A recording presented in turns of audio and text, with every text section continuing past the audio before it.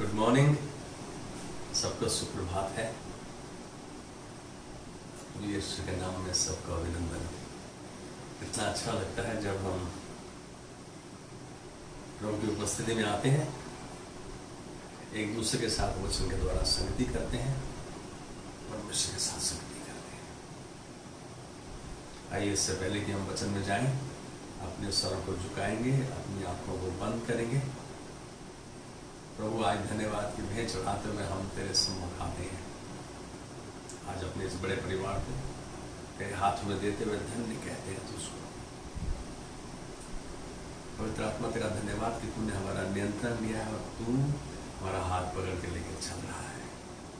जैसे हम प्रभु तेरे वचन को पढ़ते हैं, तेरे वचन पर मनन करते हैं और तेरे वचन की गहराई में जाने की कोशिश करते हैं, तेरा धन्यवाद कि तू इस सब कार्य में तो हमारी मदद कर रहा है, ताकि हम अपने जीवन को तेरे वचन पर आधारित करते हुए चलाएं, तेरी महिमा में चलें और तेरी महिमा को देखें। यीशु मसीह के नाम में आमेन, आमेन, आमेन।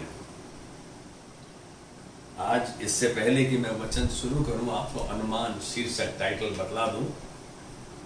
You are planned for God's pleasure. आप परमेश्वर के आनंद के लिए बनाए गए थे। आप किसके लिए बनाए गए थे? दुखी होने के लिए, रोने धोने के लिए नहीं, परमेश्वर के आनंद के लिए। You are planned for God's pleasure. मैं इसको ये कह दूं, आप हैं परमेश्वर का आनंद। सच तो यही है कि आपका इस विषय में जानना और मानना आवश्यक है कि परमेश्वर की योजना के अनुसार ही आप बुलाए, चुने व ठहराए गए हैं।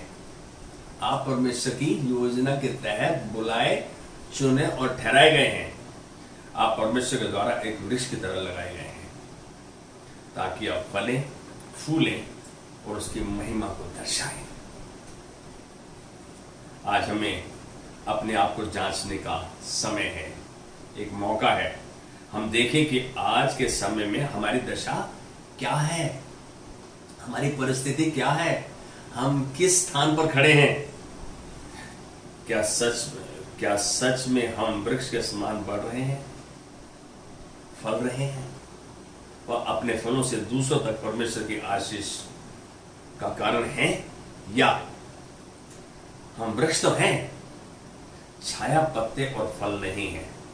छाया, पत्ते और फल नहीं है। बांझ वृक्ष की तरह हैं हम। कैसे? बांझ वृक्ष की तरह, लेकिन परमेश्वर की सुंदरता का वर्णन करते हैं। मालूम है, ऐसा होने पर भी आप परमेश्वर की सुंदरता का वर्णन करते हैं। आपने ओक ट्री देखा है, इसको बांझ वृक्ष बोलते हैं। कितना सुंदर, कितना लंबा, लेकिन ना तो इसकी छाया है, ना ही इसके पत्ते छाया देते हैं, ना ही हम इससे कोई फल पाते हैं। लेकिन फिर भी परमेश्वर ने इसे लगाया अपनी महिमा के लिए। सच तो यह है कि आप और मैं परमेश्वर के आनंद, परमेश्वर के हर्ष के लिए ही रचे गए हैं। हम परमेश्वर के आनंद के लिए, उसके हर्ष के लिए ही रचे गए हैं। तो क्या यह सच्चाई हमारे हृदय में घर कर चुकी है कि हम परमेश्वर के आनंद के लिए रचे गए हैं, या फिर बाहरी दिखावा ही है? हम अपने आप को जानते हैं और अपने आप को आंक सकते हैं, देख सकते हैं कि हमारी परिस्थिति क्या है, हम कहां हैं। हम परमेश्वर के आनंद का कारण है या हम खाली बाहरी दिखावा कर रहे हैं? आइए परमेश्वर के वचन से देखें। यशाया 61 का 3 का लोअर बी पार्ट, दूसरा हिस्सा हम देखेंगे क्या कहता है। जिससे वे धर्म के बांझ वृक्ष और यहोवा के लगाए हुए कहलाए, और जिससे उसकी महिमा प्रकट हो। आप परमेश्वर के द्वारा लगाए गए, रोपे गए वृक्ष हो। आप परमेश्वर के द्वारा लगाए गए, रोपे गए वो वृक्ष हो, ताकि उसकी महिमा आपसे व आपके द्वारा प्रकट हो।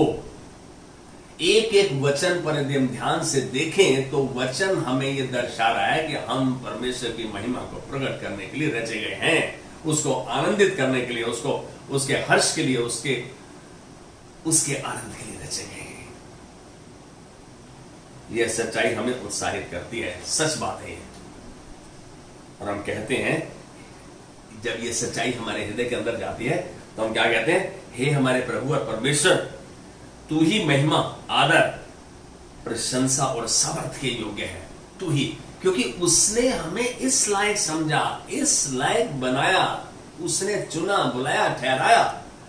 तो क्या हम आनंदित होने की जरूरत नहीं है? क्या हम इस समय ये महसूस न करें, नहीं प्रभु, जब तूने मुझे अपने आनंद के लिए रचा तो मैं ऐसा ही कार्य करूंगा जैसा तूने अपने वचन के द्वारा मुझे निर्देशित किया है। परमेश्वर क्यों है इसके योग्य? क्योंकि तूने ही सब वस्तुएं सृजी, सब कुछ तेरे द्वारा सृजा गया और तेरी ही इच्छा से था और ये सृजा गया। तूने जैसा सोचा वैसा बना दिया। सच तो यही है कि यहोवा अपनी प्रजा से प्रसन्न रहता है, आपसे प्रसन्न रहता है। आप देखें, सच में प्रसन्न कर रहे हो परमेश्वर को, या अपने आप के जीवन के लिए जी रहे हो, अपने आप को प्रसन्न कर रहे हो, अपनी लालसाओं को पूरा करने की चेष्टा में हो? मैं इस बात को फिर दोहराऊंगा, यहोवा अपनी प्रजा से प्रसन्न रहता है। वह नम्र लोगों का उद्धार करके उन्हें शोभायमान करेगा। कौन है ये नम्र लोग? नम्र लोग वो हैं जो प्रभु की आज्ञा, चितौनियों, विधियों को ध्यान से सुनते हैं और उस पर चलते हैं, उसके वचन पर अपने जीवन को आधारित करते हैं। क्या सच में आप उसके आनंद का कारण हैं? एक प्रश्न अपने आप से पूछ सकते हैं, क्या सच में मैं उसके आनंद का कारण हूं और दूसरों के प्रति संवेदनशील हूं, या आपको अपनी ही पड़ी है? You are only concern about yourself. आप जब इस संसार में आए, पैदा हुए, इस बात को जानो, ये सच्चाई है, जब आप इस संसार में आए, जब पैदा हुए, तो प्रभु वहां आपके जन्म पर मुस्कुराते हुए अनदेखा गवाह था। परमेश्वर उस समय भी आपको देखकर मुस्कुरा रहा था कि ये है मेरी प्रजा, ये है मेरे जन, जो मेरे आनंद का कारण बने रहेंगे। परमेश्वर ने ऐसा सोचा, ऐसा चित्त में लगाया उसने अपने में और हमें बनाया। आओ इफ्सियों 1:5 देखेंगे क्या सच्चाई को बयान करता है। और अपनी इच्छा के भली अभिप्राय के अनुसार हमें अपने लिए पहले से ठहराया कि यीशु मसीह के द्वारा हम उसके लेपालक पुत्र हो। अरे, इस वचन में परमेश्वर के हृदय को हम देख सकते हैं आपके और अपने बारे में, कि वो हमको अपना अडॉप्टेड सन, लेपालक पुत्र, बच्चा बनाने की उसने योजना बनाई। योजना ही नहीं बनाई, योजना को लागू कर दिया। परमेश्वर का वचन इस प्रकार कह रहा है कि परमेश्वर के प्रेम के कारण, क्योंकि परमेश्वर हमसे प्रेम करता है, उसने पहले से ठहराया कि यीशु के द्वारा हमें अपनी संतान बनाएगा। ये थी परमेश्वर, ये है परमेश्वर का हृदय, ये है उसकी योजना, ये उसने बनाई और हमें वैसा रच दिया। यही था उसका मकसद व आनंद का कारण। आप जान रहे हैं, this was his plan and pleasure and purpose. ये उसका मकसद था, उसके आनंद का कारण। हम भजन संहिता 147 के 11 में देखेंगे परमेश्वर, हम देख रहे हैं कैसे परमेश्वर ने, कैसे उसने अपने आनंद के लिए बनाया। हम एक एक आयत के द्वारा जान रहे हैं और हमारा ये जानना अति आवश्यक है। भजन संहिता 147 का 11 देखेंगे हम। यहोवा अपने डरवैयों ही से प्रसन्न होता है, अर्थात उनसे जो उसकी करुणा की आशा लगाए रहते हैं। क्या बात है! यहोवा किसके द्वारा प्रसन्न होता है? जो उससे डरते हैं, जो उससे प्रेम करते हैं, जो उसकी आज्ञा का पालन करते हैं, जो उसके सम्मुख अपने आप को बनाए रखते हैं, जो अपने आप को उपलब्ध कराते हैं। प्रभु मैं यहां हूं, जो मुझको तू कहेगा मैं वो कहूंगा, जहां तू मेरे को लेकर चलेगा मैं जाऊंगा। साधारण शब्दों में इस बात को कहें, परमेश्वर केवल उन्हीं से प्रसन्न होता है जो उसकी स्तुति, प्रशंसा, आराधना और उपासना करते हैं और उसके प्रेम पर विश्वास करते हैं। आप जान रहे हैं, जो उसने वचन में कहा उस पर विश्वास करते हैं, उस विश्वास पर चलते हैं। परमेश्वर ने हमें रचा अपने आनंद के लिए, अपने हर्ष के लिए है। You and me are planned for God's pleasure. मैं कह रहा हूं उसने बनाया था, ऐसा प्लान किया था, लेकिन आज हम उसके आनंद का कारण हैं। वो आज भी उसका वचन वही है, उसका वचन बदलता नहीं। धन्य है वे जो परमेश्वर जो तुझसे प्रसन्न और आनंदित हुआ है। यहां एक बात कह रहा हूं, कह रहा है कोई किसी को कह रहा है, ये कौन कह रहा है बताऊंगा। धन्य है वह परमेश्वर जो तुझसे प्रसन्न और आनंदित हुआ है। इस बात को शीबा की रानी ने राजा सुलेमान को कहा जब वो उसके पास आई कि धन्य है तेरा परमेश्वर जो तुझसे प्रसन्न और आनंदित हुआ है।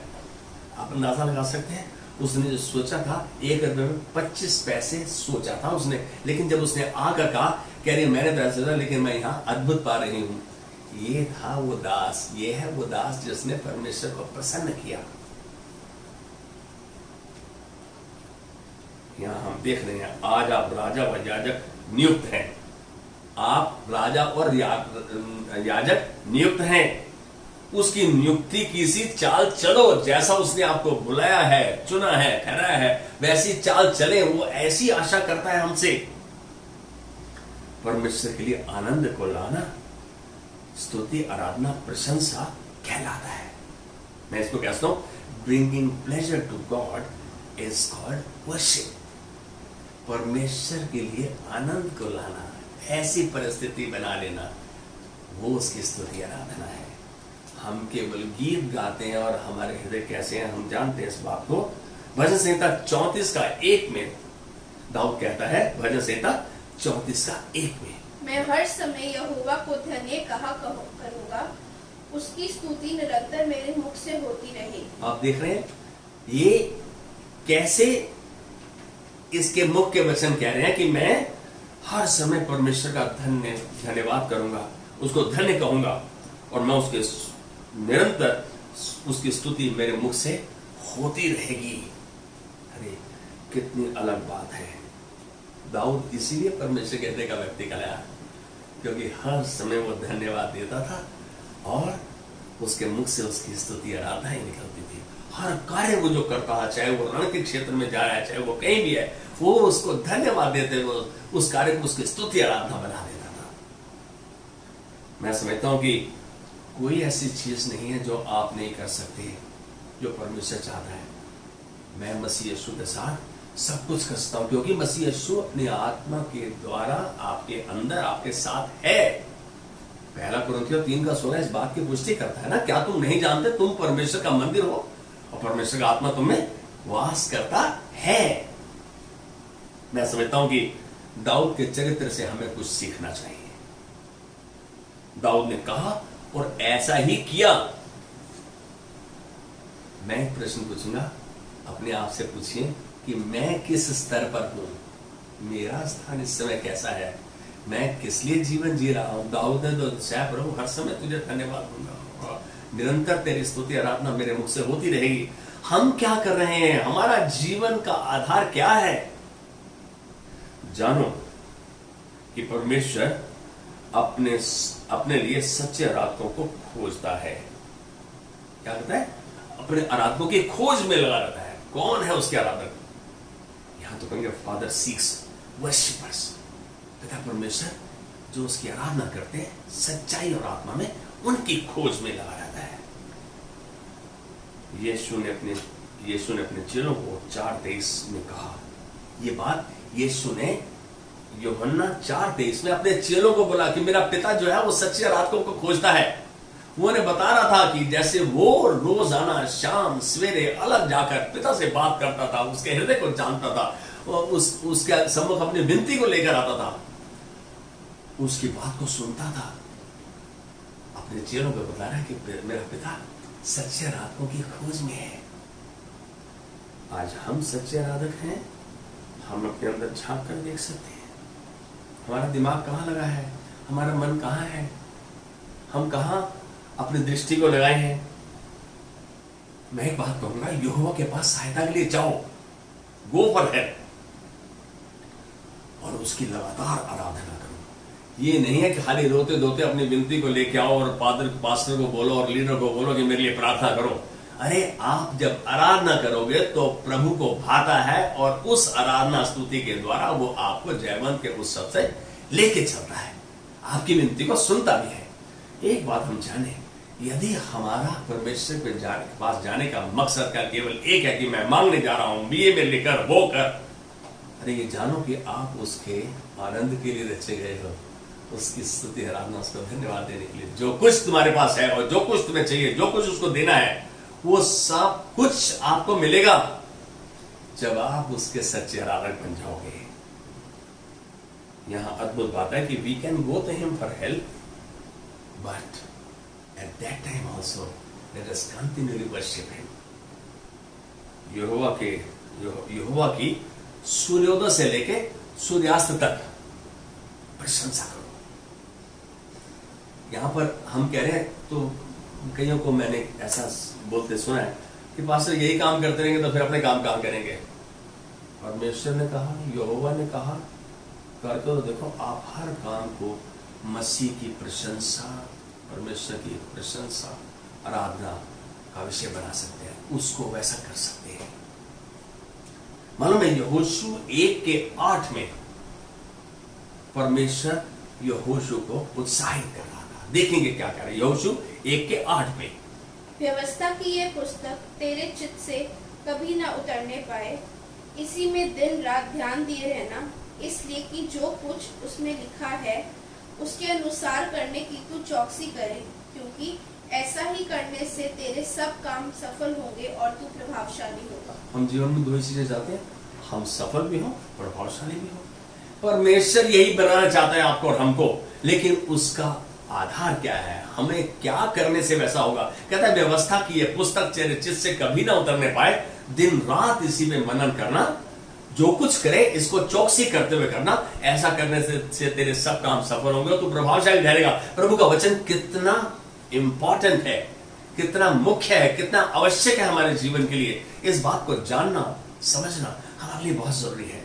यदि हम अभी तक नहीं जानते कि प्रभु का वचन क्या है, तो फिर शायद हमें एक बार फिर अपने अंदर झांक कर अपनी प्राथमिकता को फिक्स करना होगा, अपनी प्रायोरिटी को फिक्स करना होगा। सच में परमेश्वर स्तुति आराधना में आपसे धुन व समर्पण चाहता है। परमेश्वर आपकी स्तुति आराधना में धुन भी चाहता है और समर्पण चाहता है। He desires passion and commitment from those who worship Him. He desires passion and commitment.